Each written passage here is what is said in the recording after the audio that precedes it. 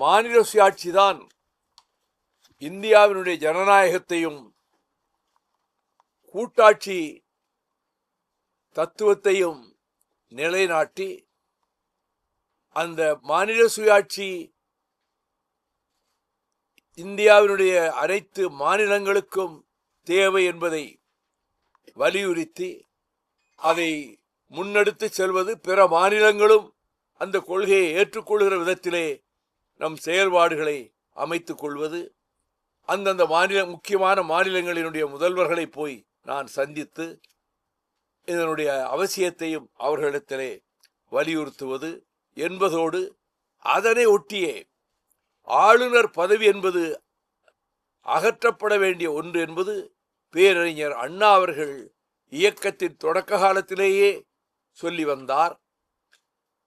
ஆளுநர் பதவி தேவையில்லை என்பதை காங்கிரஸ் கட்சியினுடைய விடுதலை போராட்ட காலத்திலே முன்னணியில் நின்ற மூத்த தலைவரும் தியாகியுமான ஜே.பி. கிருபளானி அவர்கள் இது அரசியலில் களைத்து போனவர்களுக்கும் பதவி கிடைக்காதவர்களுக்கும் ஆளுகிற கட்சி தன் ஏஜெண்டுகளை நியமித்து அது ஆயிரக்கணக்கான ஏக்கர் பூமிகளை அபகரித்து கொண்டு ஜனநாயகத்துக்கு எவ்வளவு கேடு செய்ய முடியுமோ அதை இந்த ஆளுநர்கள் செய்ய துணிவார்கள் என்பதால் இந்த ஆளுநர் மாளிகைகள் ஏழை எளிய நோயாளிகள் வசிக்கின்ற இடமாக மாற்றப்பட வேண்டும் என்று அவர் குறிப்பிட்டார்.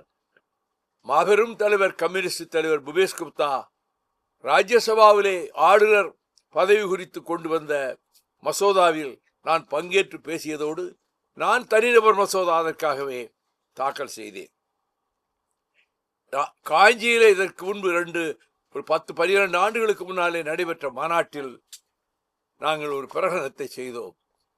Indian union, that is Bharat என்ற சொற்றொடர் அகற்றப்பட்டு யுனைடெட் ஸ்டேட்ஸ் ஆஃப் இந்தியா, எப்படி யுனைடெட் ஸ்டேட்ஸ் ஆஃப் அமெரிக்கா என்று இருக்கிறதோ அதை போல பெயர் மாற்றுவதுதான் இவர்களுக்கு சாதாரணமாகிவிட்டதே. மகாத்மா காந்தி பெயரே எடுத்து விட்டார்களே கிராமப்புற வேலைவாய்ப்பு திட்டத்தில். ஆகவே அவர்கள் இந்த பிரியாமலேயே மாற்றணும்னு நினைக்கிறாங்க. நாங்கள் எங்களுடைய ஸ்டாண்ட் என்னன்னா, இது பல தேசிய இனங்களை உள்ளடக்கிய உபகண்டம். இதில் ஒரு தேசிய இனம் கிடையாது, பல தேசிய இனங்கள் இருக்கின்றன. இதில் நாங்கள் அழுத்தமாக இருக்கிறோம். மார்க்சிய பார்வை கொண்டவர்களும் இதிலே அழுத்தமாக இருக்கிறார்கள். எனவே அமெரிக்க ஐக்கிய நாடுகள் என்பதைப் போல இந்திய ஐக்கிய நாடுகள், யுனைடெட் ஸ்டேட்ஸ் ஆஃப் இந்தியா என்று நாங்கள் முன்பே 14 வருடங்களுக்கு முன்னாலே போட்ட அந்த தீர்மானத்தையும் நாங்கள் வலியுறுத்துகிறோம். கண்ணியத்துக்குரிய காகிதமில்லத்தவர்கள் பெயரால் ஒரு பல்கலைக்கழகம் அமைக்கப்பட வேண்டும் என்பதையும் இதிலே வலியுறுத்தி இருக்கிறோம். தலித் கிறிஸ்தவர்களுக்கு அவர்கள் மிகவும் பிற்படுத்தப்பட்ட சமுதாயத்தில் சேர்க்கப்பட வேண்டும், அந்த பட்டியலில் சேர்க்கப்பட வேண்டும் என்றும் 4.6 உள்ஒதுக்கீடு அவர்களுக்கு வழங்கப்பட வேண்டும் என்பதையும் இந்த தேர்தல் அறிக்கையிலே நாங்கள் வலியுறுத்தி இருக்கிறோம்.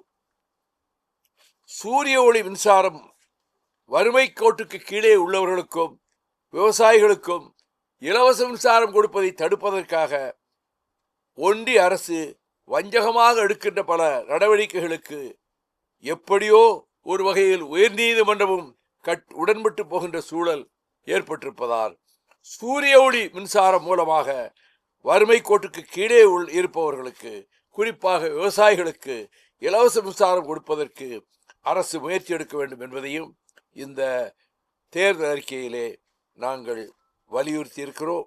அது மட்டுமல்ல, மொழிக் கொள்கையில் இந்தி, சமஸ்கிருதம் இங்கே நுழைய அனுமதிக்க கூடாது என்பதோடு தமிழ் ஈழ தேசிய இனப்பிரச்சனைக்கு நான் தொடக்கத்தில் குறிப்பிட்டதைப் போல தனி ஈழமே தேர்வு, அதற்கான மார்க்கமே பொதுவாக்கெடுப்பு என்பதையும் எங்கள் தேர்தல் அறிக்கையிலே தொலைநோக்கு கண்ணோட்டத்தோடு இந்த தேர்தல் அறிக்கையை நாங்கள் தமிழக மக்கள் முன்னால் வைத்திருக்கிறோம்.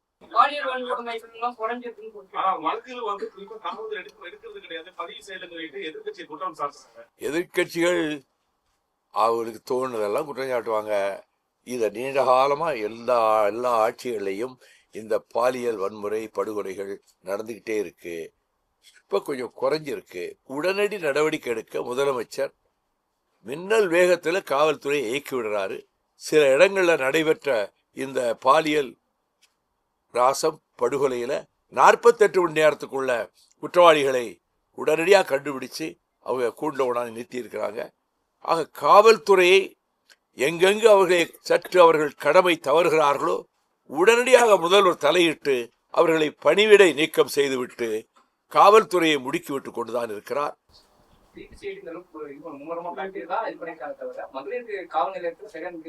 காவல் நிலையத்திலும் கருப்பாடுகள் இருக்கின்றன.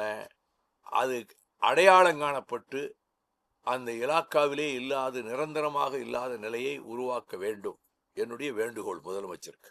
ரொம்ப நன்றி. நீங்க என்ன கேட்டாலும் நான் சொல்ல ரெடியா இருக்கேன். ரொம்ப சந்தோஷம்.